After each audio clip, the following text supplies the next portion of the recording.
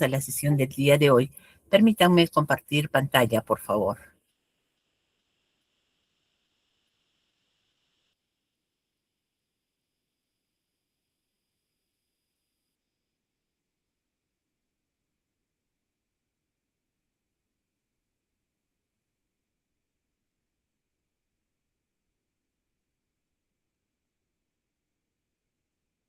Me comentan si es que logran ver la pantalla. Sí se logra visualizar. Muchísimas gracias. Voy a ponerle en modo presentación porque es donde solemos tener problemas.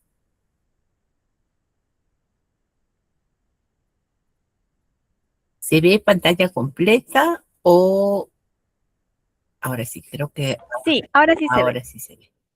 Perfecto. Un segundo para que podamos tener la tranquilidad de poder trabajar nuestra clase de manera normal. Bien. Ahora sí, buenas noches a todos, bienvenidos a la sesión de hoy.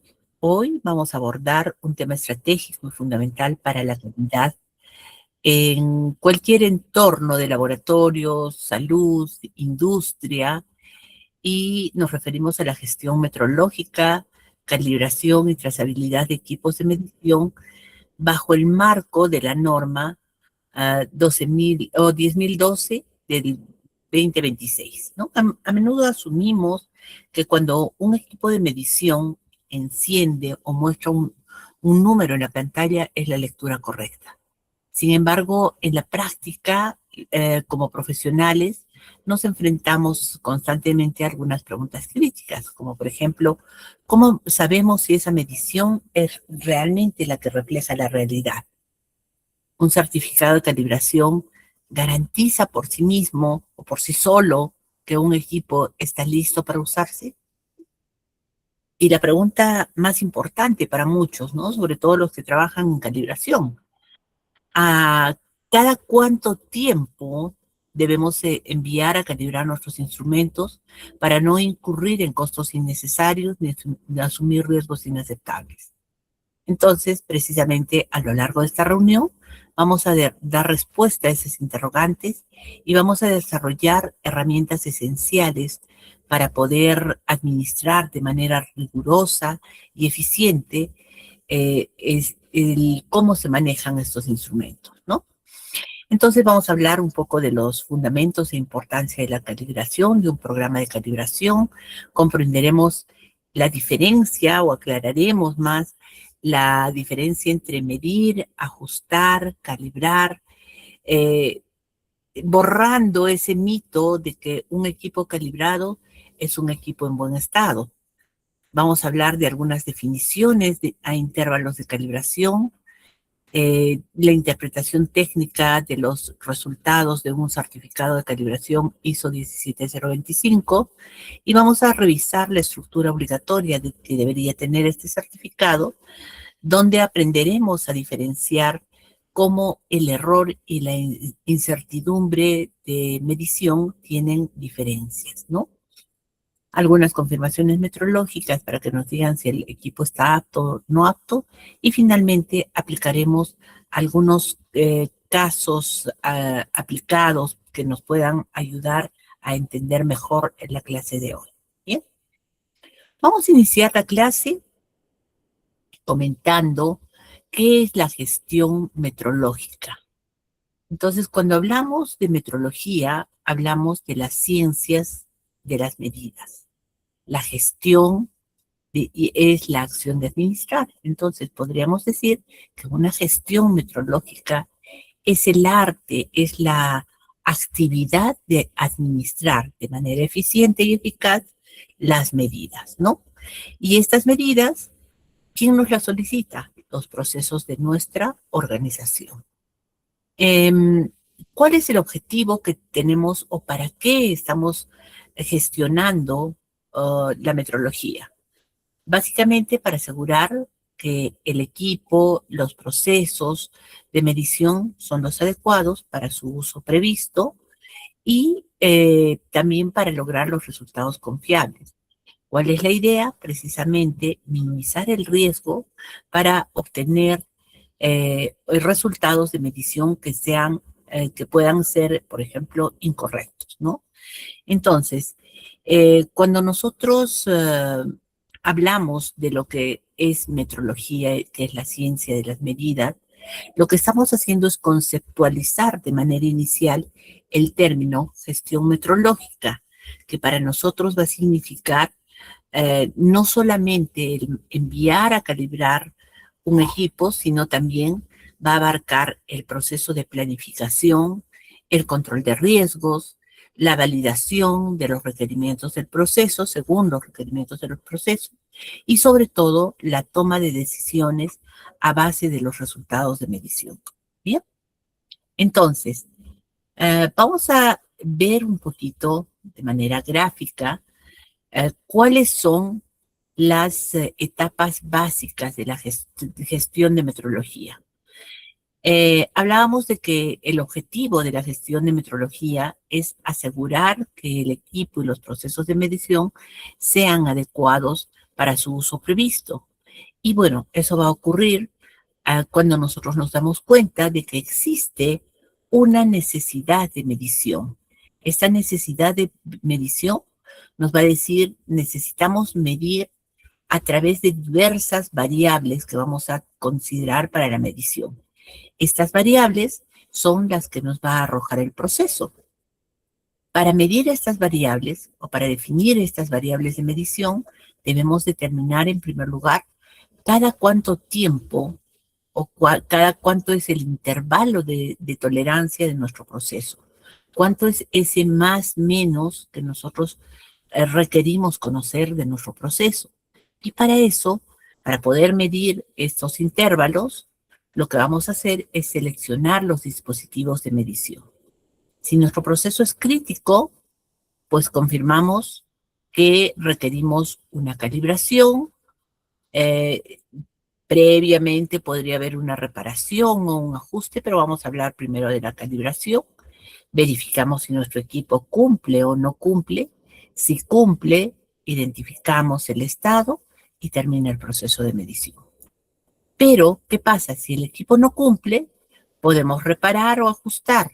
Si es que no vamos a reparar o ajustar, lo que vamos a hacer es colocar un cartelito en el que indiquemos que el equipo ha sido rechazado. Pero si es que reparamos y ajustamos, vamos a proceder nuevamente a una etapa de calibración para verificar si el equipo cumple, esperando que así sea, se identifica el estado y se pasa al proceso de medición. Bien. Ahora, en el apartado 5.3 de la norma 15189, que se refiere a laboratorios clínicos, por ejemplo, que son los requisitos particulares para la calidad y competencia, y en el apartado 5.5 de la norma ISO 1725, donde se habla de evaluación de la conformidad, los requisitos generales y competencia de los laboratorios de ensayo y calibración, se establece los requisitos, los controles que deben superar los equipos para poder lograr la actitud requerida. Entonces, en el diagrama de flujo nosotros hemos observado que existe también una necesidad de medición, ¿verdad? Esta necesidad de medición nos va a llevar, en primer lugar, a definir cuáles son los requisitos o las variables que vamos a medir y luego gracias a ese tipo de variables, vamos a definir los intervalos de tolerancia. ¿Bien? Pero esto, ¿para qué nos sirve? Porque en este diagrama de flujo vamos a verificar también que estamos alineándonos a los requisitos 5.3 de la norma 15189 y el 5.5 de la norma 17025. ¿Qué nos dice? Este marco normativo que es aplicable tanto a laboratorios clínicos como a laboratorios de ensayo nos van a hablar de que ambas normas exigen que las mediciones respondan a necesidades exactas de los métodos analíticos, garantizando que el instrumental que se va a operar va a tener la precisión requerida de manera continua. ¿Sí? Entonces, vemos que cuando hablamos de la gestión de calibración vamos a encontrar 4 razones importantes que nos obligan a tener calibrado un instrumento. Nos obligan o nos orientan siempre. Entonces, en primer lugar, la idea es demostrar su trazabilidad. Luego, para garantizar la compatibilidad con otras mediciones, es decir, que las lecturas de nuestro instrumento sean compatibles con otras mediciones. Luego, determinar la exactitud de las lecturas y finalmente establecer la fiabilidad del instrumento. Estas 4 razones son la justificación técnica de la inversión que hacemos en calibrar equipos y materiales e instrumentos, ¿no? ¿Por qué? Porque lo que nosotros procuramos como laboratorios, como industria, es justificar, demostrar la trazabilidad que permite el resultado obtenido en un laboratorio, en un local, y que éste sea comparable y válido a nivel global. Entonces, el trabajar con calibración va a asegurar que las lecturas reflejen la realidad operativa de nuestro proceso. Además, vamos a observar también que la calibración, cuando hablamos de calibración, debe quedar claro que el resultado de calibración solo va a definir cuál es la desviación, cuál es el tamaño de ese rango de la desviación y la incertidumbre que no va a calificar al instrumento. Es decir, el instrumento de medición calibrado no es sinónimo de este instrumento en buen estado, instrumento óptimo, ni nada parecido. Es simplemente definir claramente de que el instrumento de calibración tiene una desviación y tiene una incertidumbre. Entonces, lo que queremos es desmitificar el concepto de calibración, porque calibrar básicamente es comparar el instrumento contra un patrón y registrar cuánto se desvía del estándar, ¿no? De la línea central. Entonces, un certificado de calibración puede reportar que un instrumento puede tener un error enorme, por tanto, está calibrado. ¿Por qué? Porque conocemos su error, pero no es apto para el uso que nosotros estamos dando. Entonces, hay que encontrarle una razón de uso. ¿Bien? Por otro lado, cuando hablamos de qué es un programa de calibración, estamos hablando de que básicamente un programa de calibración no es otra cosa sino un documento. Un documento tipo listado, vamos a decir, que va a identificar en primer lugar los equipos, va a registrar en qué estado se encuentran, cuál es su estado de calibración, qué verificaciones han tenido durante un determinado periodo de tiempo, cuántas veces han tenido mantenimiento preventivo, si han tenido mantenimiento en caso de que sea malogrado, y cuál ha sido la última fecha de control y cuándo está programada la próxima fecha de calibración, ¿no? Entonces, normalmente este tipo de documento va a tener esta forma de listado y además, básicamente, esta va a ser la columna vertebral del control metrológico, porque va a permitir que los auditores y responsables puedan comprobar que ningún equipo en uso trabaje con la calibración vencida, ¿no? Entonces, el programa de calibración, en todo caso, debe ser diseñado y operado de manera que asegure que las calibraciones y las mediciones que hace el laboratorio sean trazables al Sistema Internacional de Unidades, y este diseño tiene que garantizar esta trazabilidad y evitar cambios en la exactitud del equipo. Entonces hablamos de algo importante, el intervalo de calibración. ¿Cada cuánto tiempo debo calibrar mis equipos? Este intervalo se define con el propósito de evitar que se produzca un cambio en la exactitud del equipo o que afecte su desempeño. Entonces, estamos hablando de requisitos que son funcionales de la programación de los controles, ¿no? Entonces, ¿cuál es la idea? Como lo dije anteriormente, garantizar la trazabilidad, es decir, tratar de conectar las mediciones locales con patrones nacionales e internacionales, por ejemplo, los de INACAL, los patrones NIST, los PTB, a través de una cadena ininterrumpida de calibraciones, ¿no? Vamos a hablar de algunos factores que van a influir o van a definir el intervalo de calibraciones. El intervalo de calibraciones, sabemos que se realiza para poder evitar que el instrumento produzca algún tipo de cambio en la exactitud del equipo que afecte su desempeño.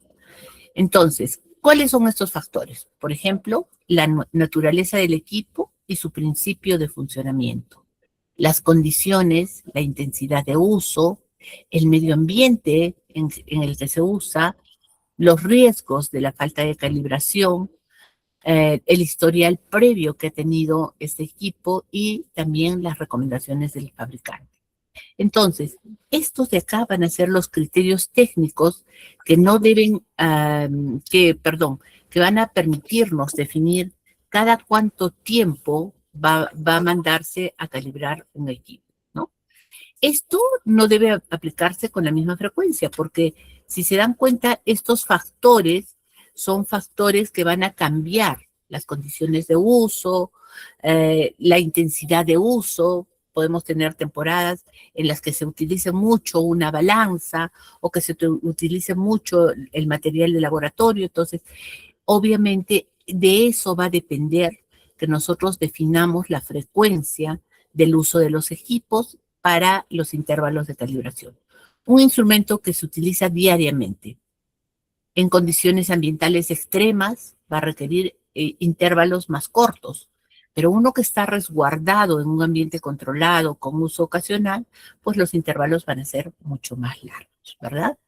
Ahora, dentro de estos factores, que ya los hemos mencionado, vamos a hablar o vamos a pasar directamente, porque creo que he repetido aquí, vamos a hablar directamente de las frecuencias de calibración. Las frecuencias de calibración típicas son bloques patrón entre 12 y 24 meses. Calibramos nuestros equipos en bloque cada año, cada diciembre, por poner un ejemplo, o como no somos un laboratorio de calibración que hace mucho uso, un laboratorio de control de calidad, pues podemos hacerlos cada 24 meses. De acuerdo a las máquinas de medición por coordenadas, deberíamos trabajar cada 12 meses. De acuerdo a los micrómetros, 3 meses, y los pies de array cada 12 meses, ¿verdad? Entonces, esto nos dice el ILAC G224, que son los lineamientos para determinar. Ya les voy a contar cómo.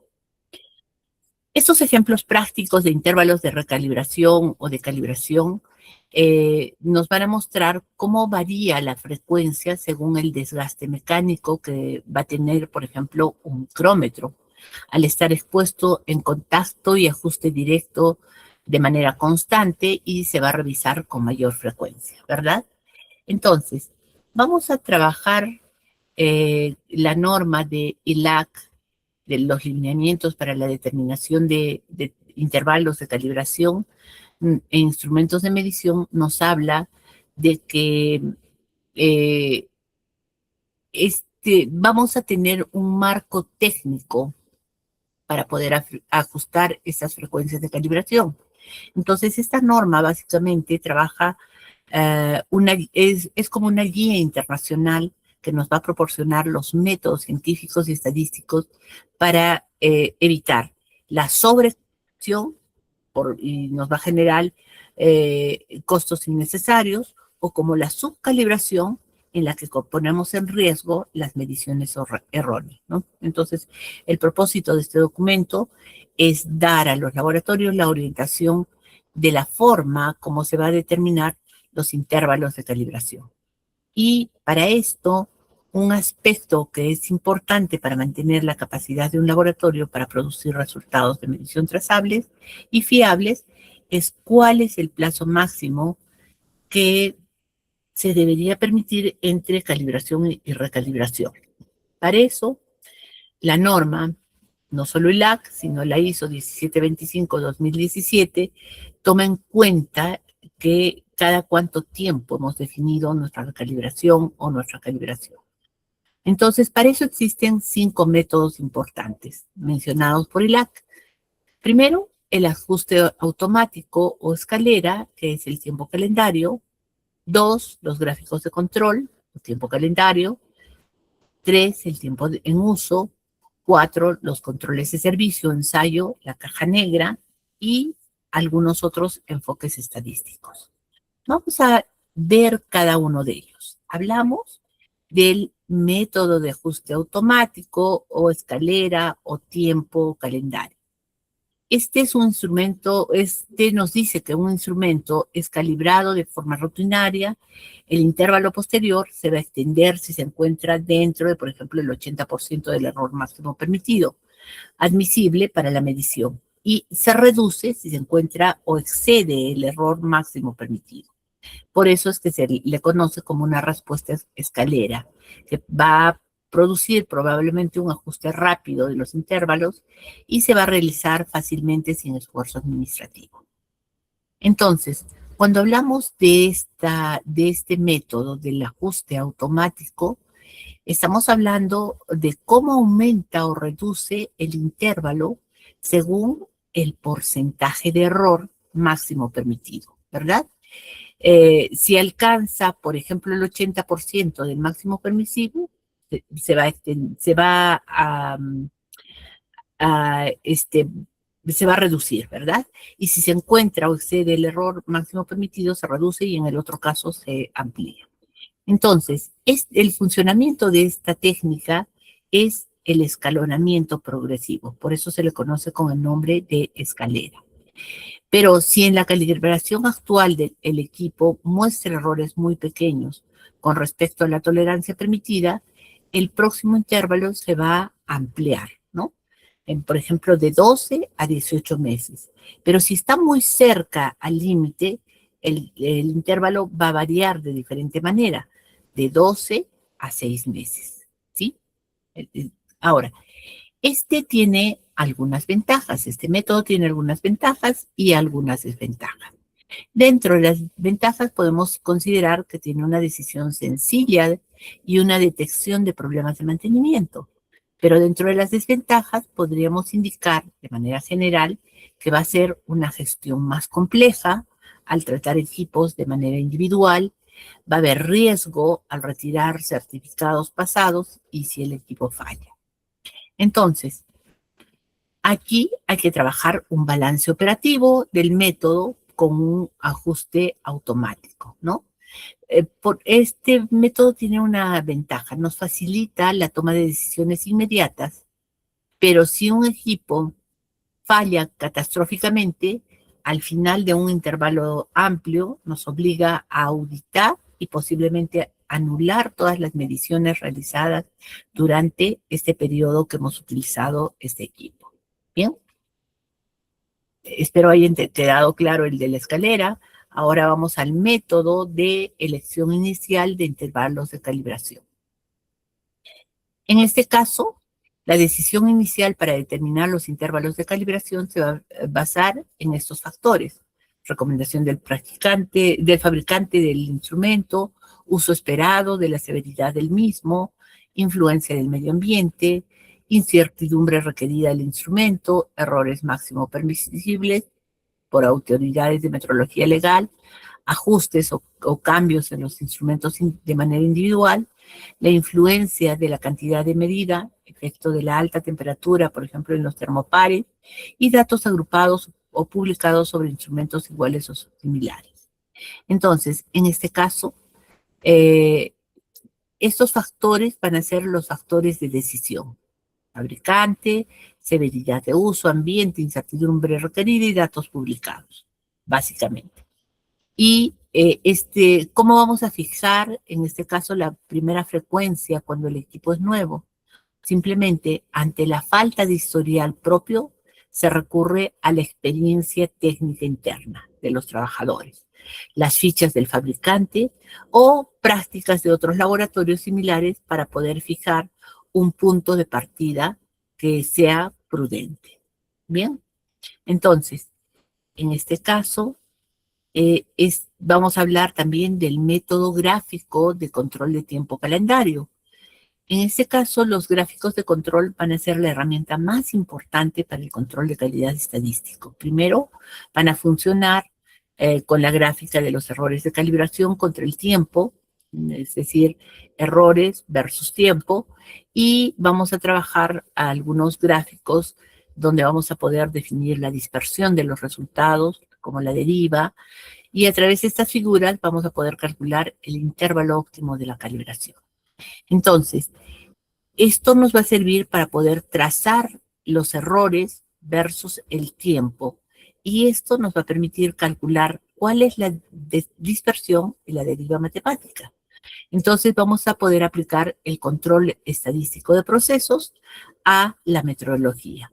Y esto nos permite también graficar cuál es el envejecimiento, la tendencia al desvío, a la deriva del instrumento a lo largo de los años para poder predecir con exactitud matemática cuál es el momento exacto donde se va a trabajar o donde se va a poder salir de las especificaciones. Entonces, ahí tenemos la fórmula para definir primero el intervalo de calibración, pero previamente vamos a tener que definir la deriva, ¿no? Y vamos a hablar de los tipos de límites de control, límites de especificación, que van a depender de las especificaciones externas al proceso, y los límites de control que los va a determinar el proceso de manera estadística. Bien, también aquí vamos a tener algún tipo de ventajas y de desventajas. Entonces, en este caso, por ejemplo, vamos a hablar de que la ventaja es la confiabilidad, porque va a poder ser calculada y va a dar un intervalo de calibración con riesgos controlados. Luego vamos a ver el cálculo de la dispersión y los resultados que indican si es que los límites están especificados por el fabricante y si es que son razonables. Y finalmente, vamos a poder hacer un análisis de sesgo encontrado porque nos va a permitir ayudar a encontrar cuál es la causa de la deriva, ¿no? Y como desventajas, que es difícil de aplicar, tenemos que tener un conocimiento previo y manejarlo bien. Además, se requiere un amplio conocimiento sobre la ley de la variabilidad del instrumento o de instrumentos similares, y también que es difícil lograr una carga de trabajo balanceada, ¿no? Porque dependemos de los requerimientos de los clientes. Entonces, también otro método que vamos a trabajar es el de ajustes a los intervalos de calibración, donde vamos a poder trabajar, optimizar básicamente los intervalos seleccionados que no son adecuados. Y para ese método de revisión de intervalos de calibración vamos a trabajar con instrumentos menos o más confiables de lo esperado, con un uso frecuente al previsto, que podría ser suficiente para poder llevar a cabo una calibración, por ejemplo, limitada a ciertos instrumentos en lugar de una calibración completa, y la deriva no se comporta como lo previsto. Entonces, en este caso, lo que buscamos es hacer revisiones para lograr una alta confiabilidad científica con riesgos controlados. Pero, sin embargo, su principal desventaja va a ser la complejidad matemática siempre, ¿no? Y vamos a ver otro método que es el tiempo de uso, ¿no? En el tiempo de uso, por ejemplo, vamos a hablar de una variación de los métodos anteriores, porque esa modificación va a estar basada en horas reales de funcionamiento en lugar de meses calendario. La calibración va a estar basada en la utilización efectiva del instrumental, lo que significa que esto es ideal para aquellos instrumentos que están sujetos a desgaste mecánico por uso continuo. Por ejemplo, en el caso de los medidores de fuerza, los termopares de alta temperatura. Y si el equipo está guardado 6 meses, no va a sufrir desgaste y no va a requerir calibraciones prematuras por solamente el tiempo calendario, ¿no? Y también, como en todo, va a tener sus ventajas y sus desventajas. Las ventajas van a ser que, sobre todo relacionadas con el costo, vinculadas directamente al uso real, y las desventajas van a estar inaplicables a instrumentos que sufren deriva por envejecimiento pasivo o almacenamiento. Entonces, esto nos permite hacer una evaluación de la factibilidad del tiempo de uso. Y además, que esto nos lleva a pensar que no debe utilizarse en componentes electrónicos u ópticos porque van a tener una degradación progresiva, aunque el instrumento permanezca apagado o almacenado, ¿verdad? Bien, entonces, tenemos un nuevo método, que es el método de controles en servicio o ensayo, la caja negra, que la llamamos, que es una variación de los métodos 1 y 2.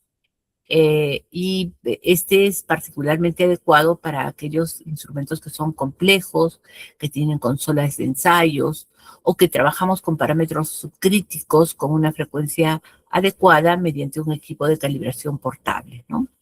Entonces, en este caso, recordemos, la caja negra no es simplemente una caja negra, es la verificación que vamos a realizar, ¿no?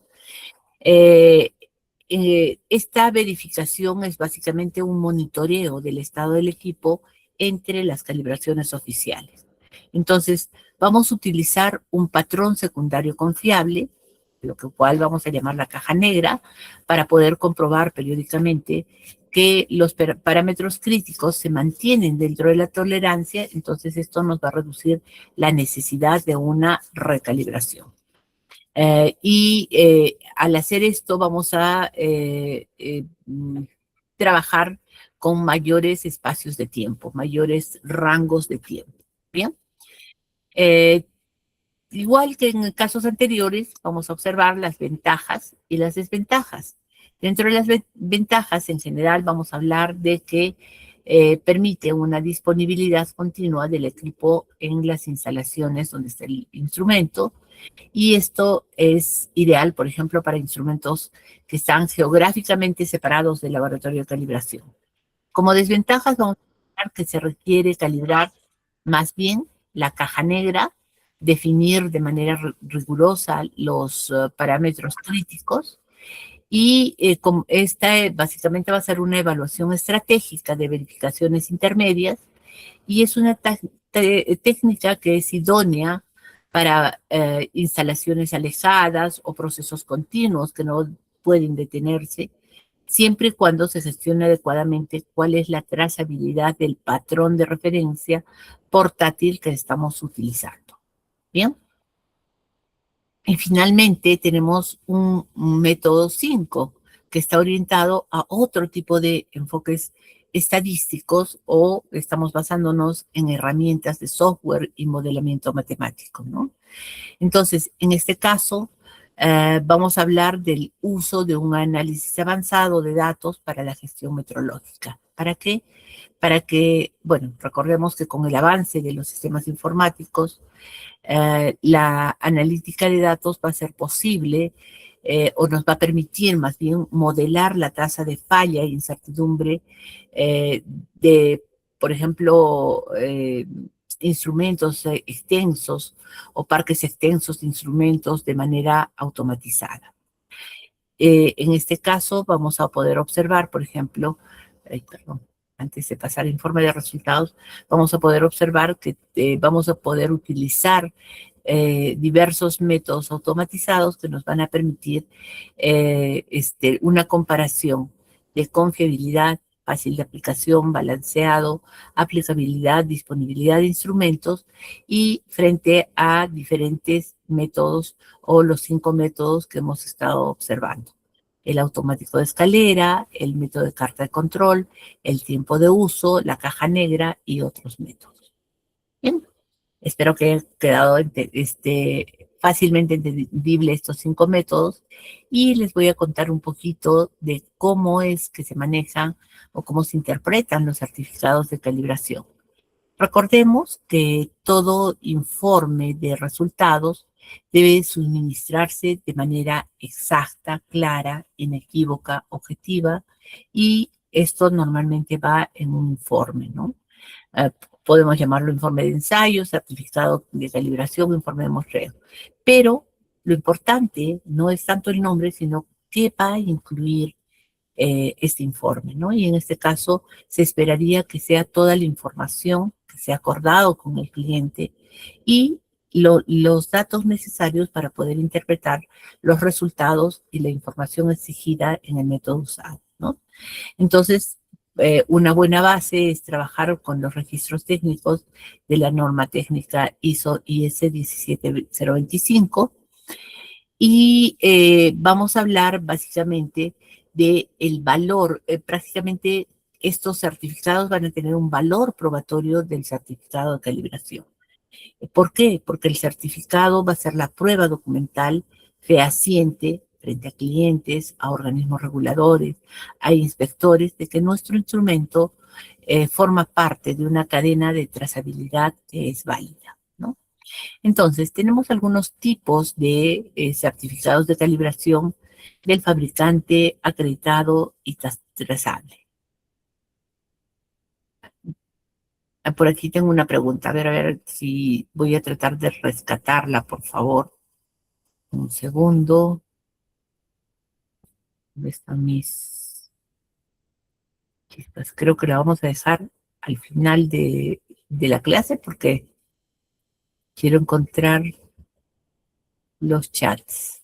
Está siendo transcrita y no lo encuentro. Aquí está.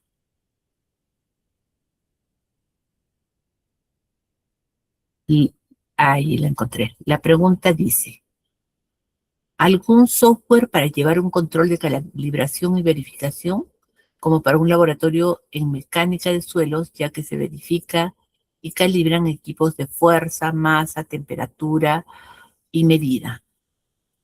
Bien, ¿cuál es la recomendación? Dependiendo de la cantidad de equipos que tengan, una buena práctica para poder interpretar en primer lugar los resultados es que trabajemos de manera no con software, sino automática o tipo práctica. Es una buena práctica al principio. Sin embargo, al paso del tiempo vamos a tener que hablar, por ejemplo, de software tipo de los más sencillos, el Minitab, por ejemplo, que nos va a permitir observar cuál es eh, la variabilidad, entre otros, ¿no? Pero no tengo un software claramente que pueda hacerlo de manera automática, ¿no? Bien, les decía que esta... Entiendo perfectamente. Ay, Procesar la variabilidad a mano es perdonen, pero propenso a error. decidió funcionar mi teléfono sin previo aviso.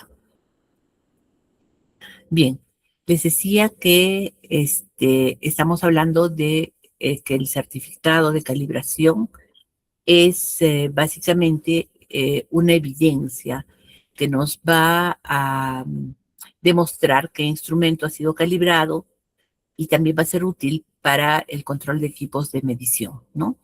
Entonces, en estos esquemas en los que la calibración de los instrumentos de medición es un requisito. A ver, vamos a utilizar el tema del laboratorio de mecánica de suelos, por ejemplo, para la gestión de calibración, ¿no? Ustedes normalmente, imagino, trabajan todo lo que es fuerza con anillos de carga, balanzas analíticas, hornos de secado, pues, obviamente para masa, temperatura y algún otro equipo, ¿no? Entonces, SoftXpert podría ser. No lo he utilizado personalmente, pero este software expert está utilizado para laboratorios consolidados, para empresas de ingeniería geotécnica, he escuchado muy buenas referencias al respecto, o podría ser, no recuerdo bien, MK3 creo que es, o 3.3, que permite hablar sobre las tolerancias e incertidumbres en fichas de calibración, ¿no? Entre otros, ¿no? Hay varias opciones actualmente que están saliendo y que podrían ser útiles. Muy bien.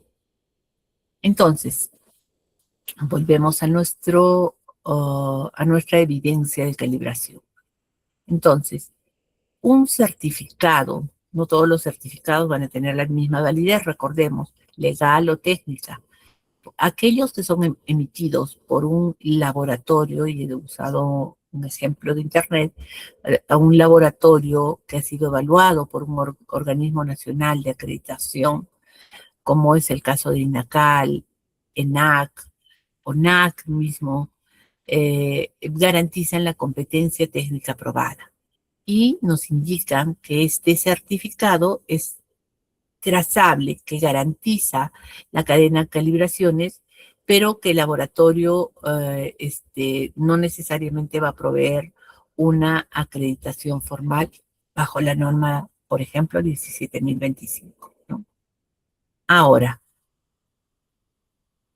los certificados de calibración, ya les he dicho, nos van a permitir observar la calibración de un instrumento, eh, por ejemplo, certificado por un fabricante, certificado por un organismo acreditado y además que sea certificado y trazable. Bien, ahora, la norma técnica 17.025 nos habla de una estructura que es exigida, en primer lugar, que debe tener un título, una identificación única, que puede ser un código, un folio, la paginación o número de páginas. También nos pide que pongamos la fecha en la que ha sido emitido el certificado.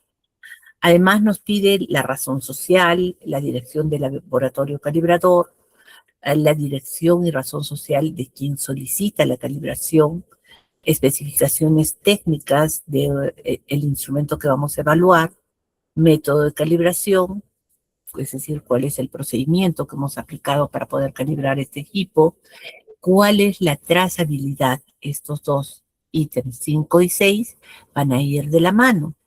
Y obviamente la trazabilidad y la calibración como procedimiento requieren como soporte conocer las condiciones ambientales de calibración y los resultados si es que hubiera un error o corrección más la incertidumbre. Finalmente, los signatarios y las observaciones. Estos básicamente son los elementos administrativos e identificativos rigurosos de la cabecera de un certificado, que es válido y debe permitir identificar de manera unívoca cada una de las páginas para evitar falsificaciones, confusiones, alteraciones, confusiones de identidad del instrumento en revisión. Bien, entonces, en una siguiente parte hemos hablado de que, por ejemplo, va a tener un título, por ejemplo, certificado de calibración, ¿verdad? En este caso, el nombre y dirección del laboratorio, que puede ser un pie de página donde se nombre toda la indicación de qué laboratorio es, dónde se ubica, cómo los ubicamos, cuáles son sus teléfonos, su página web, etcétera, ¿no? Por otro lado, vamos a tener el lugar donde se realizan las actividades de calibración, es decir, la ubicación física del servicio, que puede ser permanente, puede ser móvil, puede ser en instalaciones del cliente. Siempre es importante decir cuál es el lugar de calibración, ¿no? Y la interpretación, cuál es el control de trazabilidad, de ubicación, el cierre formal del documento. Y estas calibraciones realizadas, por ejemplo, si son realizadas in situ en las instalaciones del cliente, van a tener unas variables ambientales distintas a las que ocurren en el laboratorio permanente, por lo que este dato siempre debe quedar registrado en nuestro certificado de calibración, ¿no? Luego vamos a observar, por ejemplo, el nombre o en esta parte la información del contacto del cliente y la identificación formal del método normativo que hemos utilizado. En otras palabras, esta es la vinculación técnica y contractual del servicio. Contractual, porque estamos hablando del contacto del cliente, y técnica porque hablamos del método que hemos utilizado. Es decir, en esta parte técnica vamos a especificar bajo qué procedimiento normalizado, un método directo, un método por comparación, un método por inmersión, se han realizado las mediciones, ¿no? Luego vamos a observar que según el contenido de la norma técnica ISO 1725, vamos a describir e identificar claramente el ítem que ha sido calibrado.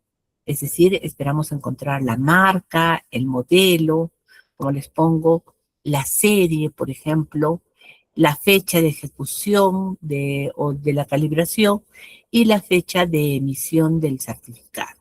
Entonces, en este caso, en esta parte de nuestro certificado, lo que vamos a hacer es registrar la individualización del equipo para poder vincular inequívocamente el certificado físico digital con la placa o la serie del equipo físico que está presente en el área de trabajo. Bien.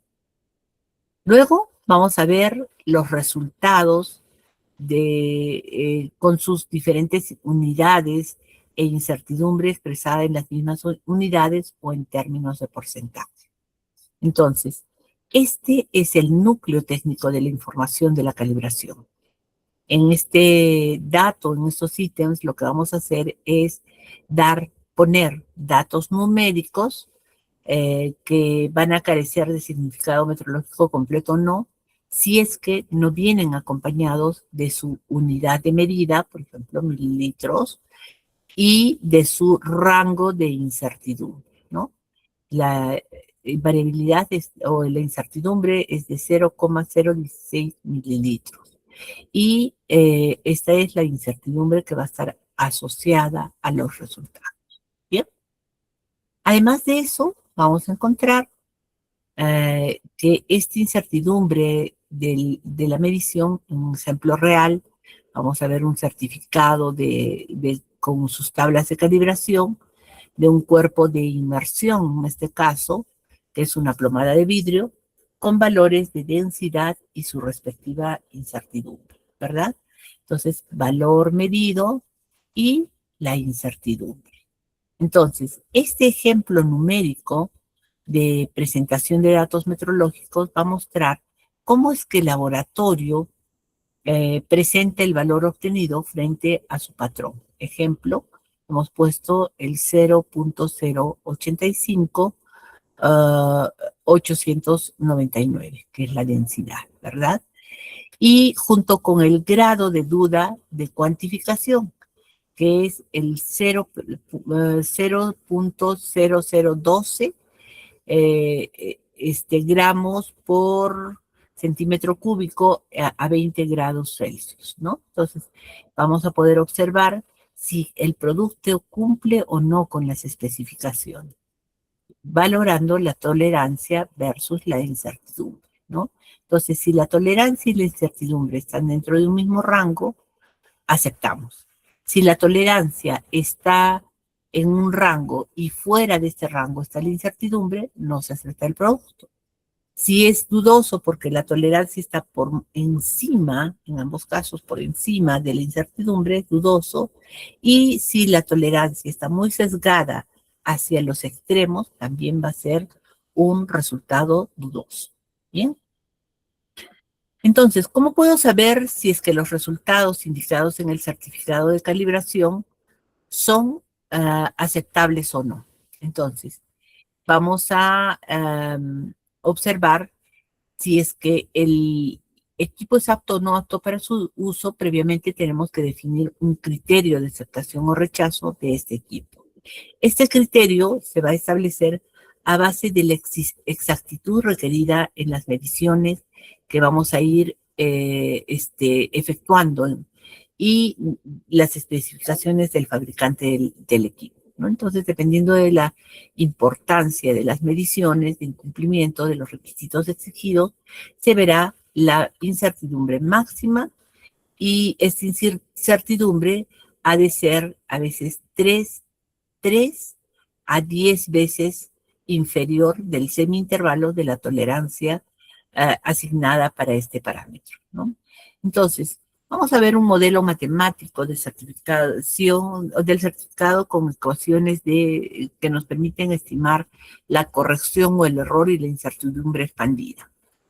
Entonces vamos a encontrar, por ejemplo, la representación mediante fórmulas que nos permiten calcular, por ejemplo, las correcciones en cualquier punto del rango, y esto va a permitir al usuario aplicar una adecuación que va a ser matemáticamente un ajuste para sus mediciones diarias para poder ir corrigiendo sistemáticamente los errores del instrumento y determinar la incertidumbre resultante, ¿no? Entonces, vamos a saber cómo sabemos que los resultados de calibración son aceptables o no. Pues bien, vamos a determinar el criterio de aceptación, ¿verdad? Aceptación o rechazo en todo caso. Entonces, en este caso, lo que vamos a hacer es dar un paso clave, la confirmación metrológica, donde vamos a tener el certificado que no va a concluir en el proceso, y el responsable de leer, de entender, de interpretar estos resultados, va a emitir la etiqueta de apto o no apto. ¿Bien? Entonces, aparece lo que les mostraba hace un momento, la regla de incertidumbre o los criterios TAR o TUR. La incertidumbre de un equipo debe ser 3 a 10 veces menor que el semi-intervalo de tolerancia, eso lo mostré acá. 3 a 10 veces menor que el intervalo de tolerancia. Lo que nos permite explicar el TAR, que es la evaluación del ratio de tolerancia, ¿no? Entonces, donde vamos a observar también el TUR, que son básicamente reglas cuantitativas para la evaluación de riesgos en la confirmación metrológica. Y estas van a ser básicamente las herramientas de medición que deben ser significativamente más precisas que el margen de error permitido en el proceso final, y van a asegurar que la duda de la medida no interfiere en la decisión de la calidad. Entonces, volvemos a ver a nuestro monito, donde vamos a encontrar que el error versus la incertidumbre, el error básicamente va a ser la diferencia, el consigno entre el valor medido y el valor verdadero, ¿no? O el valor medido de una magnitud y un valor de referencia. Mientras que la incertidumbre es el parámetro no negativo que va a representar la duda acotada o la dispersión. Entonces, con esto vamos a clarificar analíticamente dos términos metrológicos que normalmente los confundimos. El error se puede corregir restándole o sumándole al valor leído, mientras que la incertidumbre no se puede eliminar y es un margen inevitable de dispersión asociada al acto de medir, ¿no? Bien. Finalmente, nuestro certificado va a requerir una identificación de personas que autoricen el informe. Y esta asignación de responsabilidad legal, técnica del certificado va a realizarse a través de una evaluación de aptitud de la persona. Un certificado sin firma autorizada, sin firma digital, sin firma física, va a carecer de valor normativo frente a inspecciones o auditorías de calidad. ¿Bien? Y vamos a ver que también hablamos de las condiciones con las que vamos a trabajar, condiciones ambientales en las que se hicieron las calibraciones, o condiciones en general que van a influir en los estados de medición, ¿no? Entonces, vamos a hablar de condiciones ambientales, temperatura, humedad, presión que han influido durante la etapa de calibración. En este caso, lo que se va a declarar es que cómo se ha manejado el control de factores del entorno que influyen en los resultados.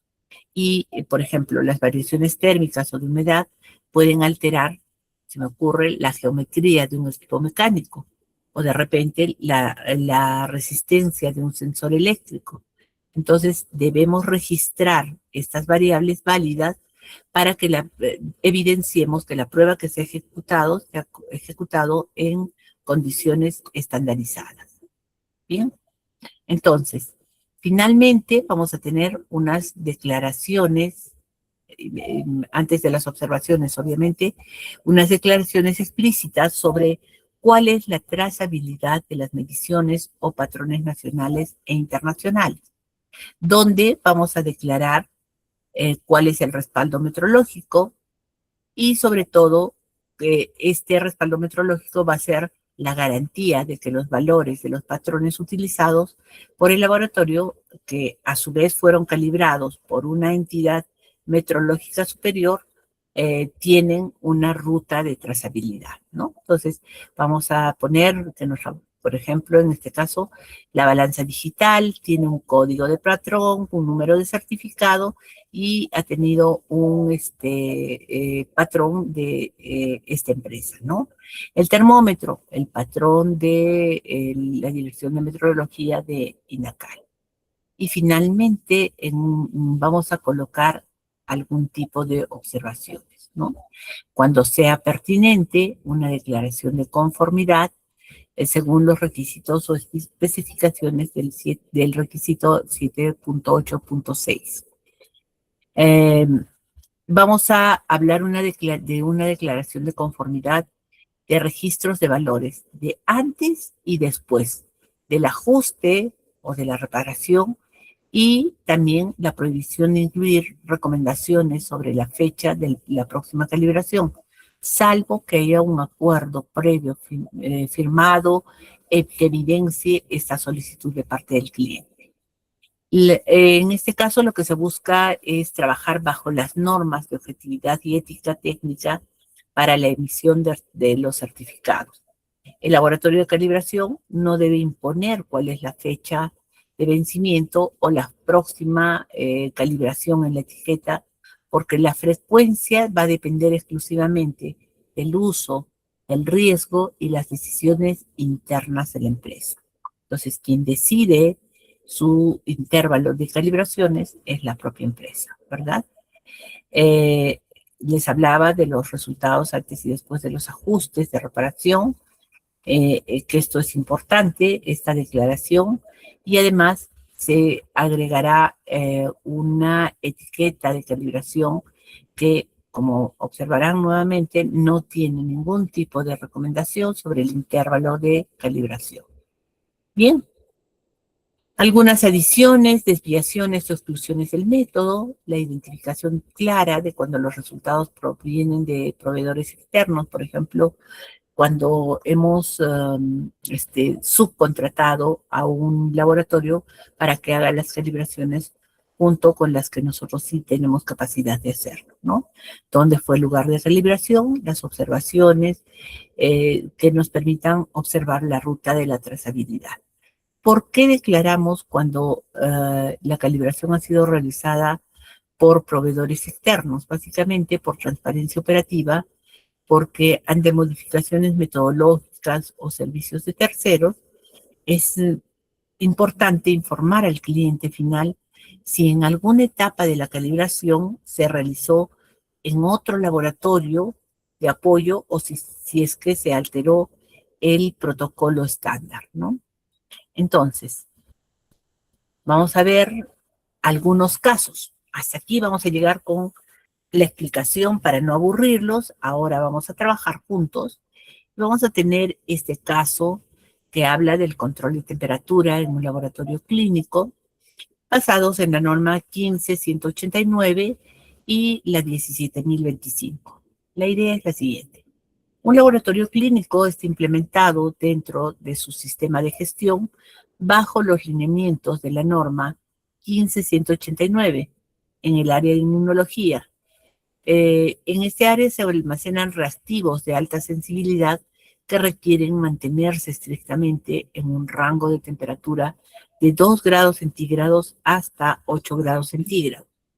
Para no alterar su desempeño analítico, para el monitoreo de este proceso, se utilizan 3 dispositivos.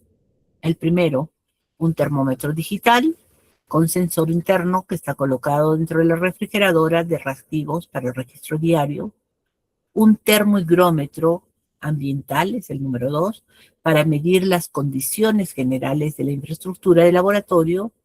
Y finalmente un cronómetro digital utilizado para registrar el tiempo que las muestras permanecen fuera de la cadena de frío durante el procesamiento manual.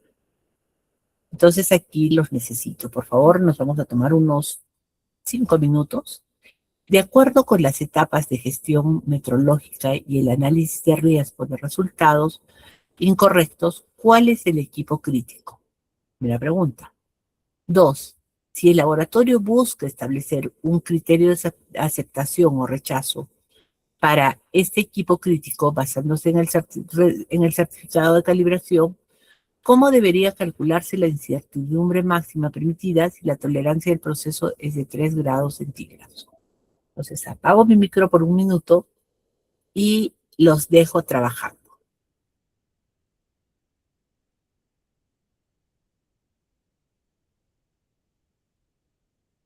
Muy bien, Mauricio. Muy bien. A ver, ¿alguien más? ¿Qué opinan? Muy bien, no tengo tu nombre, pero bien, Thermal Transfer. Mónica, muy bien. Vamos bien. ¿Alguien más? Yareli, perfecto. El Data Lawyer. Por ahí alguien me dijo el Data Lawyer. A ver, veamos bien. ¿Cuál de ellos será termómetro o termogrómetro? Termómetro, vamos bien, creo que va ganando termómetro. Bien. Bien, entonces ante la primera pregunta, el equipo crítico va a ser el termómetro digital con sensor interno en la refrigeradora. ¿Por qué? Porque va a medir la variable que afecta directamente a la conservación del reactivo, ¿verdad? ¿Y cómo calculamos la tolerancia que es de 3 grados centígrados? ¿Y cuál sería el intervalo de tolerancia? A ver, vamos pensando, chicos.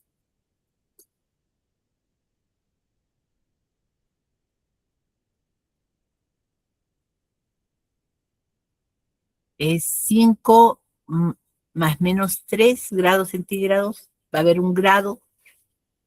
A ver, vamos viendo bien.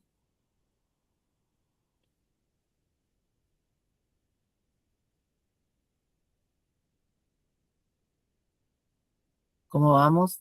3 grados centígrados más menos 1.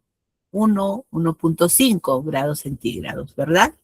Porque si aplicamos la regla de aceptación e incertidumbre 3 a 10 veces, 3 a 10 veces inferior al semi-intervalo, nuestra incertidumbre máxima va a permitir una fracción, 1.5 grados, porque es el que correspondería, ¿verdad? Bien, ¿entendible? ¿Sí? Bien, vamos a un segundo caso. Aquí está. En el proceso de inspección en la industria metalmecánica ISO 1725, ISO 10012. El escenario es el siguiente. Una empresa metalmecánica fabrica ejes cilíndricos de precisión para motores eléctricos industriales que exigen un diámetro final estricto de 200 milímetros más menos 0.15 milímetros. lo que representa un límite de especificación externa. Al finalizar la producción, el inspector del taller cuenta con los siguientes elementos de medición en su estación de trabajo. Un micrómetro de exteriores digital, rango entre 150 a 300 milímetros, empleado para la liberación y control de calidad final del producto. Un pie de rey, calibre vernier, utilizado por los operarios para desbastes rápidos y verificaciones dimensionales preliminares en la máquina herramienta. Y finalmente, una escala lineal digital integrada en la bancada del torno para el guiado general mecanizado. Pregunta: ¿cuál de los tres instrumentos se cataloga como equipo crítico en el proceso de confirmación metrológica final de la empresa? Al revisar el certificado de calibración del equipo crítico seleccionado, el laboratorio acreditado reporta un valor nominal de 200 milímetros y un valor medido de 200.104 milímetros, lo que arroja una desviación o error de 0.104 milímetros y una incertidumbre de 0.16 milímetros. Si el error máximo permitido establecido en la planta para el instrumento es de más o menos 0.15 milímetros, determine si el equipo cumple o rechaza. Entonces, por ahí ya había comentarios de cuál era el equipo crítico. A ver, vamos a ver el equipo crítico, el pie de rey, me dicen por aquí. A ver, vamos a ver. ¿Dónde está nuevamente? Mensajes. El calibrador. El micrómetro, bien, el micrómetro. El micrómetro, muy bien, Luis. Muy bien. Creo que ganamos con el micrómetro. Muy bien. ¿Por qué el micrómetro? Por ser el instrumento destinado a la liberación y control de calidad final, ¿verdad? Vamos con la segunda pregunta. La pregunta es si el error máximo permitido establecido por la planta para el instrumento es de más o menos 15 milímetros, determinen si el equipo cumple o se rechaza. Bien. Entonces, puesto que el error, vamos a ponerlo acá. Ahí está. De acuerdo con los criterios de aceptación presentados, el equipo debe ser 3 a 10 veces inferior, ¿no es cierto? No, de aquí se copió la anterior. Entonces, vamos a explicarlo. Si el valor medido es 200, ¿verdad? 200.104. El error es de más o menos 0.104, la incertidumbre de más o menos 0.016. Entonces, el error máximo permitido de la planta será 0.15. Por tanto, el instrumento cumple y es aceptado para el proceso. Perfecto, muy bien. Bien, hasta aquí vamos a llegar con la reunión del día de hoy y vamos a estar abiertos a cualquier tipo de preguntas. No he querido cargarlos mucho porque esta parte es de mucha práctica y por tanto no quisiera que sea estresante. Gracias. Vamos con las preguntas, por favor, si estuviera algún tipo de preguntas ahora. Creo que nos hemos reducido mucho esta vez, pero tenemos tiempo. Bien, licenciada, vamos a pasar entonces a la ronda de preguntas. Sí, Bien, perfecto. he activado los micrófonos. Correcto. Quien tenga alguna consulta con respecto a la clase del día de hoy, por favor, puede levantar la mano en este momento para realizarlo de manera ordenada. ¿Sí? ¿Alguien tiene alguna duda? Ahí está, Jorge Rosas, y una persona más ha avanzado la mano. ¿Qué tal? Buenas noches. Licenciada, una pregunta, o dos quizás. En el caso de mediciones que tienen complicaciones para la calibración, por ejemplo, temas de mediciones de temperaturas por infrarrojo, ¿Qué se hace en ese sentido? Hay algunos laboratorios que en algunos parámetros nos dicen que no están acreditados y lo que requiere un certificado es que sea respaldado por un laboratorio que tenga esa capacidad, ¿no? Y lo otro es cuando tienes alternativas de equipamiento, tienes varios instrumentos por elegir para poder comprar, ¿cuál debería ser el criterio metrológico para elegirlo? Gracias. A ver, vamos a ir por partes, ¿no? Para la calibración de mediciones de temperatura por infrarrojo, pirómetros, cámaras térmicas, ¿verdad? Hablamos, por ejemplo, ah, es importante que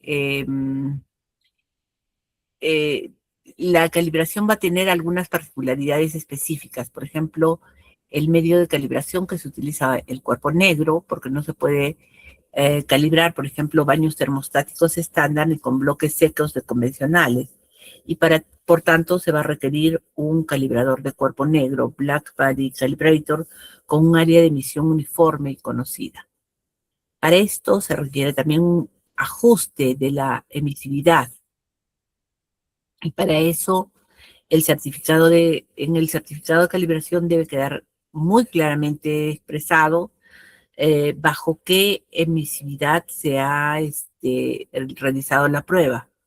Y si es que mides en tu proceso, por ejemplo, superficies que tengan una emisividad distinta, metales pulidos, se me ocurre, que normalmente es al 0.1, si no me equivoco, el error de medición en la práctica no va a ser responsabilidad de la calibración, sino del método con el que estés trabajando, ¿no?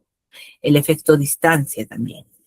Ahora, en el efecto distancia vamos a ver en la calibración cómo se evalúa la focalización de una distancia determinada frente a la apertura del cuerpo negro para poder garantizar la radiación recolectada que proviene al 100% de la fuente estándar y no del entorno.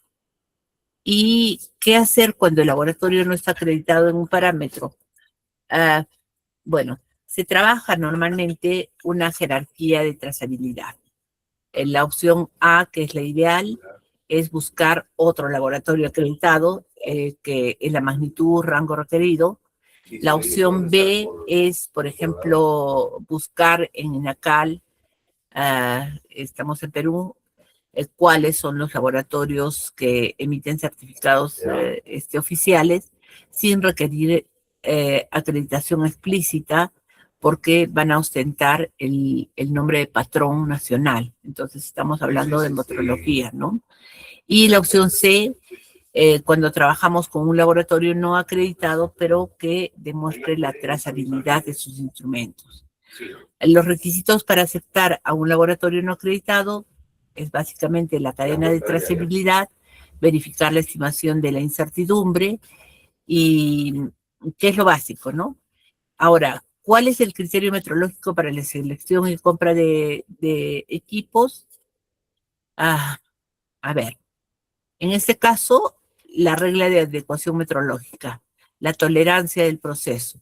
Y para el protocolo de selección, hablemos de la tolerancia del proceso, el límite máximo de error permisible, la selección de especificación técnica y la verificación de incertidumbre. Básicamente eso. Voy nuevamente al chat. Y en el chat tengo... Gracias, Jorge. Tengo una pregunta. Dice... Quizás tenga experiencia con la emisión de certificados de equipos de topografía. Son equipos mecánicos, ópticos o electrónicos. Bueno, voy a ser honesta, no tengo experiencia en la emisión de certificados de equipos de topografía o geomáticos. Me imagino te refieres a teodolitos mecánicos, ópticos, no lo sé. En este caso, No sé, no tengo experiencia, no sabría qué explicarte qué es lo que necesitas realmente. El cómo verificarlos a través de pruebas de campo basados en la norma 17.123, por ejemplo, ¿no? Básicamente podríamos decir eso, o los sistemas de colimación de interiores, los bancos de pruebas. Sería básicamente eso. Bien, vamos para aquí, tengo otra pregunta. ¿Es necesario utilizar un software especializado para determinar las frecuencias de calibración, error o incertidumbre según el método seleccionado, o una hoja de Excel es suficiente para realizar este análisis? Buena pregunta. En realidad, en la forma de trabajo la vamos a definir nosotros, ¿no? Una hoja de cálculo bien estructurada, como es el caso del Excel, es suficientemente legal y válida.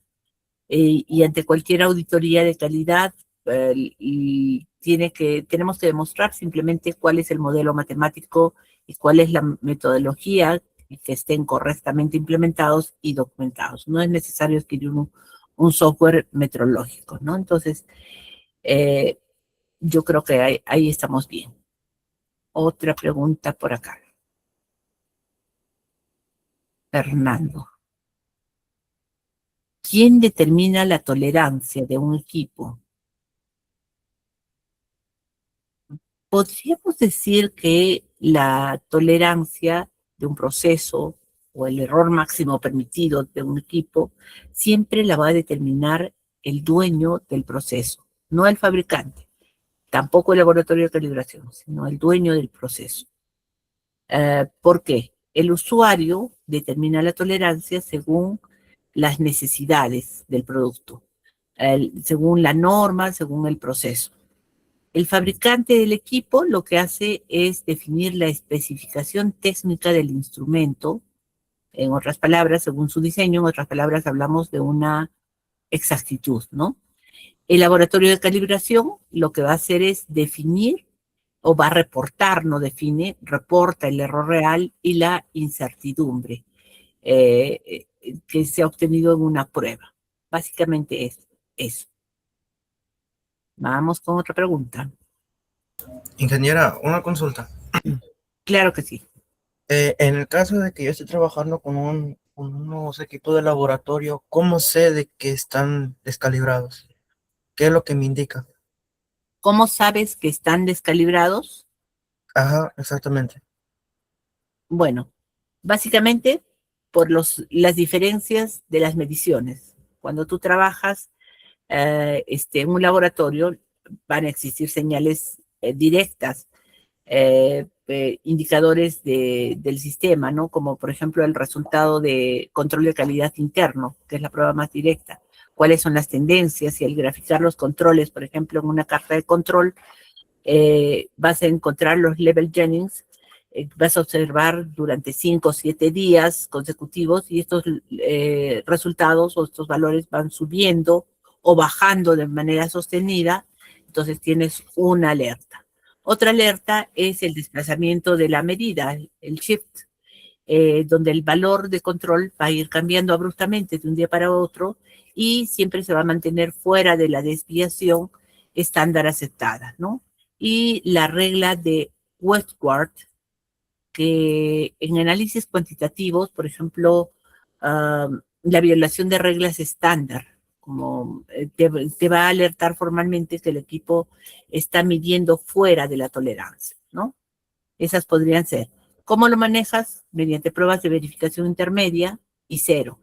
La lectura cero en blanco de los blancos, se me ocurre un pHímetro o una balanza o un espectrofotómetro, yéndolo a algo más grande, no logran ajustar a cero en el valor blanco o en la lectura cero, y estos flotan de manera inestable. O puedes manejar los controles con muestras patrón. Si colocas una pesa de calibración en una balanza analítica y empieza a tener una variabilidad que supera la tolerancia, sabes que es otra señal de alerta. O puede ser el slope o fuera de rango, que en los sensores de los electrodos, por ejemplo, en el pHímetro, cuando haces la calibración de usuario 2 o 3 puntos, el propio equipo va a arrojar un valor diferente, ¿no? Un slope. Y ese valor va a caer normalmente por debajo del porcentaje permitido y el sensor ya no va a ser lineal, sino tampoco confiable, sino va a estar oscilante, ¿no? Bien. Disculpe, una pregunta. Claro que sí. ¿Qué tal? Buenas noches. En el laboratorio en el cual trabajo, tenemos equipos de calibración, ya sea para masa, no, fuerza y esas medidas.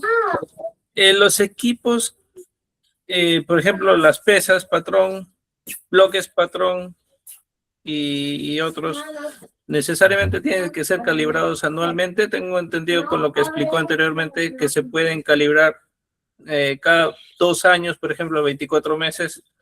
Igual no tenemos, para este laboratorio está acreditado con el INACAL, ¿no tendríamos problemas con ellos? A ver, vamos a recordar lo que hemos estado explicando. Recuerda que el periodo de calibración lo define el usuario, en este caso tu laboratorio. No es obligatorio que las pesas patrón se calibren anualmente o bianualmente, sino que debemos sustentar claramente ante el INACAL, en todo caso si eres un laboratorio acreditado, eh, en base a cuál de los 5 métodos estás trabajando tus periodos eh, de calibración. Entonces, por ejemplo, si estás trabajando cartas control o deriva histórica, revisar el historial de los certificados de calibración anteriores, hacer tus gráficos de valores de masa convencional en las pesas, la desviación de longitud, y si su deriva cambia el valor real, pues vas a ir acortando la distancia entre los periodos, ¿no? Cuando haces verificaciones intermedias, por ejemplo, que las pesas patrón van a requerir que nos permite comprobar que no ha habido pérdidas en la masa. Por el uso excesivo va a haber pérdidas en la masa. Entonces hay que hacer una verificación visual de la corrosión, de las muescas, una planificación de la planitud, del paralelismo, y con eso podríamos nosotros observar si es necesario cada cuánto tiempo. El periodo va a depender de la respuesta de estas condiciones, ¿no? Gracias. Bien, por aquí hay otra pregunta. Dice, ¿cómo se puede llevar un control de calibración de los instrumentos?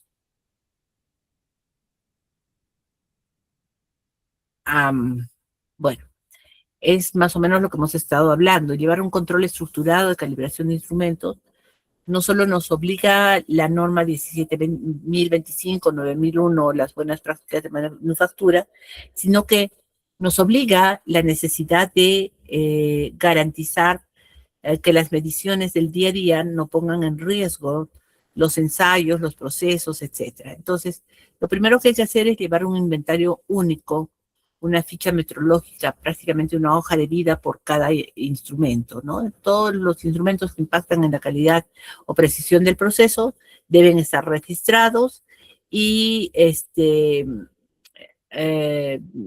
vamos a decir, codificados de una manera única. Y para cada hoja de vida puedes definir los datos de identificación del producto, marca, modelo, número de serie, etcétera. El criterio de aceptación, la tolerancia que debe cumplir el equipo o el error máximo permisible, la frecuencia o intervalo de calibración definido inicialmente cada 12 meses, cada 24, y los ajustes que se vaya haciendo a estos intervalos, y el histórico de los eventos como son calibraciones, mantenimientos, ajustes, fallas ocurridas. Y con esto se genera una matriz donde vamos a identificar, por ejemplo, en un campo visual, colocar verde, que está apto, porque se ha realizado una calibración, amarillo con uso restringido porque está fallando, está variando el rango específico, y rojo fuera de servicio cuando un equipo está descalibrado, averiado o vencido, ¿no? Pero a esto debemos agregarle las verificaciones intermedias, es decir, las comprobaciones de las calibraciones, que pueden ser con una frecuencia semanal, mensual o previa a algún ensayo crítico. Por ejemplo, con las balanzas lo que vamos a ir comprobando es con una pesa de control de masa que es conocida, debidamente cuidada, que es nuestra muestra patrón. Con un pHímetro vamos a hacer la evaluación con el punto cero, etcétera, ¿no? Es más o menos la idea. Bien. Julio dice, diferentes lecturas en diferentes momentos pueden indicar que los equipos pueden estar descalibrados. Vamos a aclarar.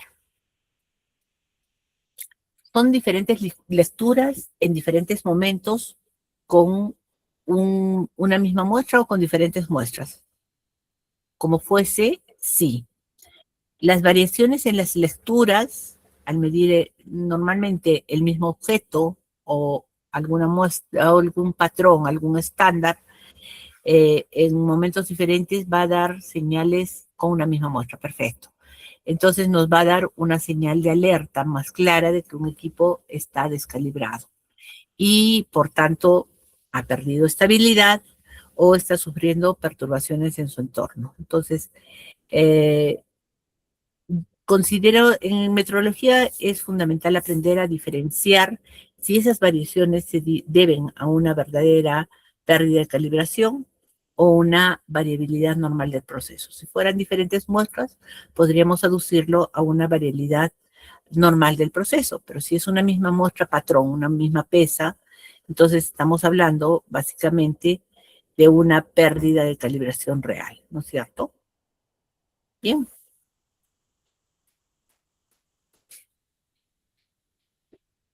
Juan Guillermo, no existe el término descalibrado en metrología.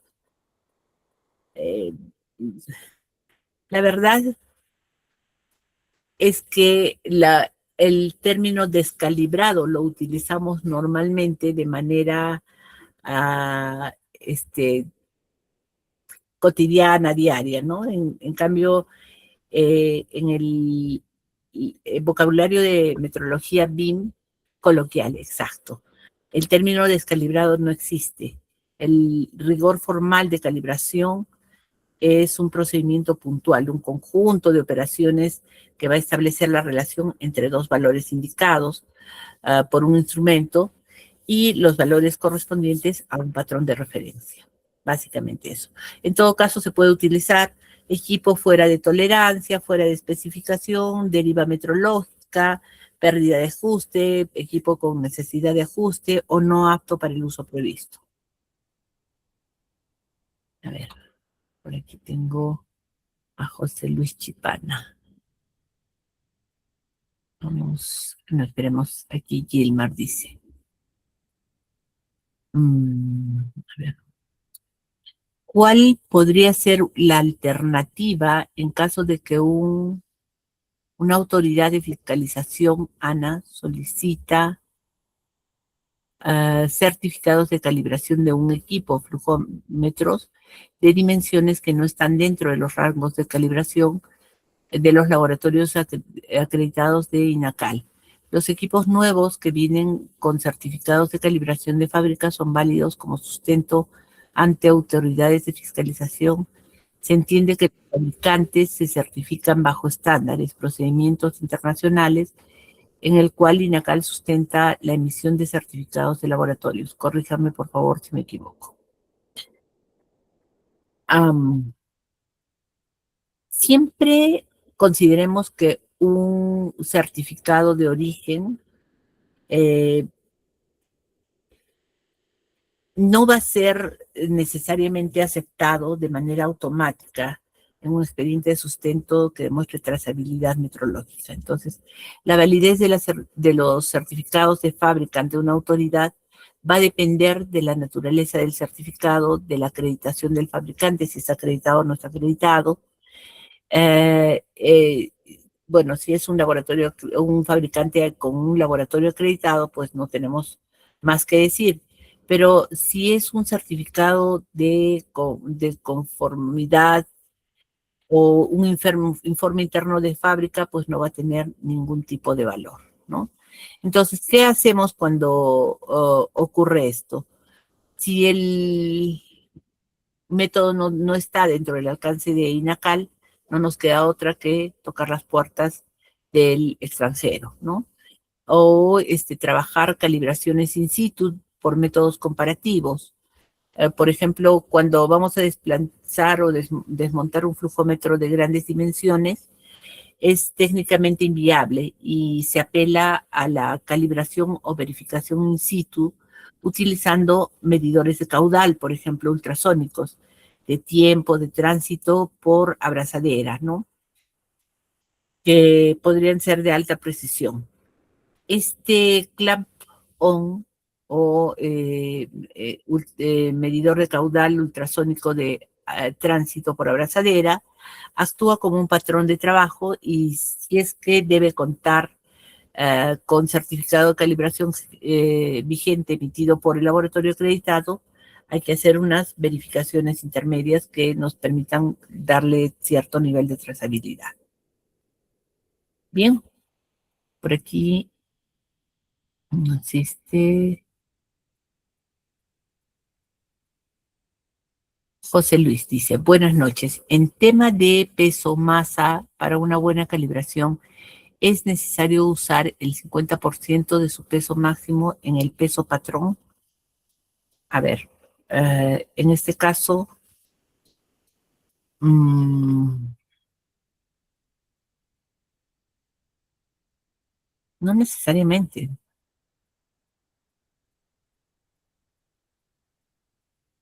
No, no necesariamente, no es necesario.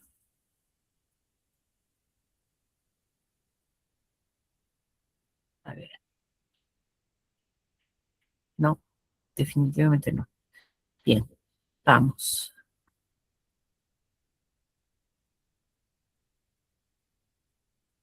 Un equipo deriva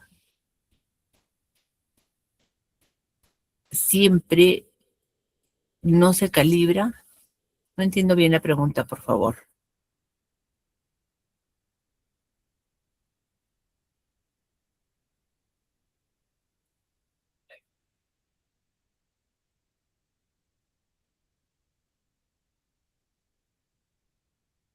En general, un equipo necesita ser calibrado de todas maneras, ¿no?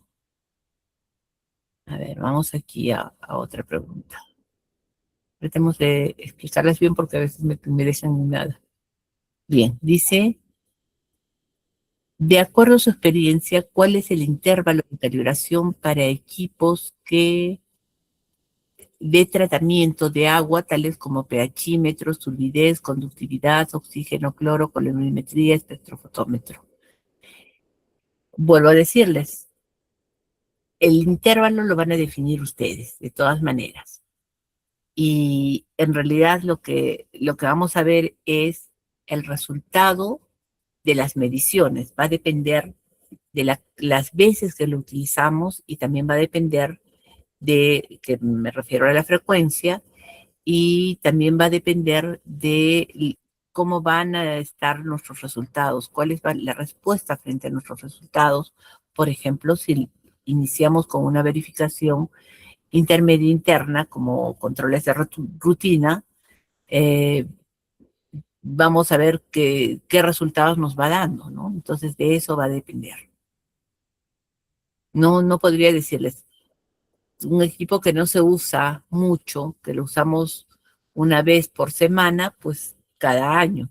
Un equipo que lo usamos diario, 2, 3, 4 veces por día, podríamos pensar en máximo 6 meses por intervalo, ¿no?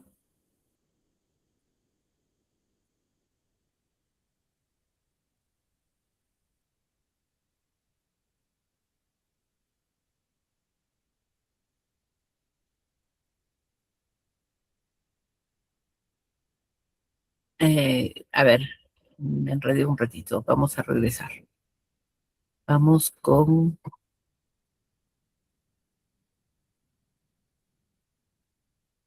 ¿quién está aquí? Liliana. A ver. Liliana dice, en el equipo pHímetro, ahí se me fue, ¿se puede dejar sumergido el sensor en un vaso con agua potable mientras espero mi siguiente muestra para leer el pH? Bueno, creo yo que dentro de buenas prácticas no se debe dejar el sensor sumergido en agua potable, porque el agua potable no tiene, bueno, el agua potable no tiene, lo que va a hacer es desestabilizar el electrodo y el electrolito del sensor se va a diluir y se va a desbalancear. Además va a dañar la membrana, se reseca, se tapa y luego las texturas obviamente van a ser lentas e inestables. Y también consideremos que se contamina la muestra porque va a arrastrar impurezas al agua del agua para tu siguiente muestra, ¿no? José Luis, nuevamente. ¿Puedo calibrar una balanza de 1 o 2 o 3 toneladas con un peso de 100 kilos en peso patrón, como resultado tener un margen de error dentro de lo normal y en resumen que el equipo esté correctamente calibrado, cumpliendo todos los estándares correspondientes? A ver, eh, no puedes calibrar correctamente una balanza de 1, 2, 3 toneladas si solo tienes una pesa de 100 kilogramos, porque no vas a cumplir con los estándares. Entonces, debemos verificar las balanzas que van a tener un alcance de calibración y se debe calibrar mínimo al 80% o 100% de la capacidad máxima. Y para 3 toneladas requerirías como mínimo 2.400 kilogramos y con 100 kilogramos lo único que estás calibrando es el 3.3% o vamos a decir el 10% de tu rango, a menos que lo hagas por puntos de calibración, pero aún así va a haber un error, ¿no? Vas a tener problemas. Ok, gracias a ti, Julio.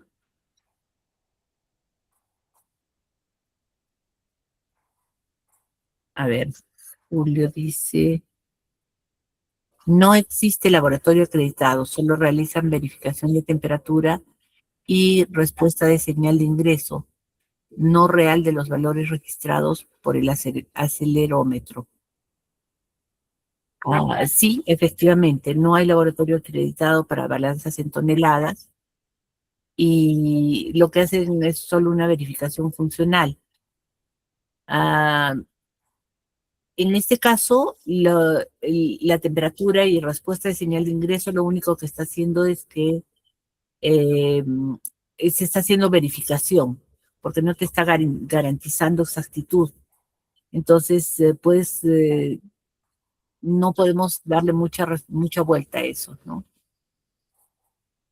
Renato, ¿se puede ajustar los pesos necesarios de acuerdo a su masa total que se usa, por ejemplo, si tenemos una balanza de 6.200 gramos con 0.1 gramos, si solo se utiliza un máximo de sus muestras hasta 3.000, se podría solicitar en ajuste, en calibración, hasta 3.500 gramos? A ver, eso sí se puede hacer.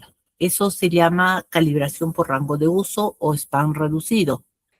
Y funciona donde se calibra la balanza solo hasta el rango que realmente utilizas. Entonces sí se puede hacer. Bien.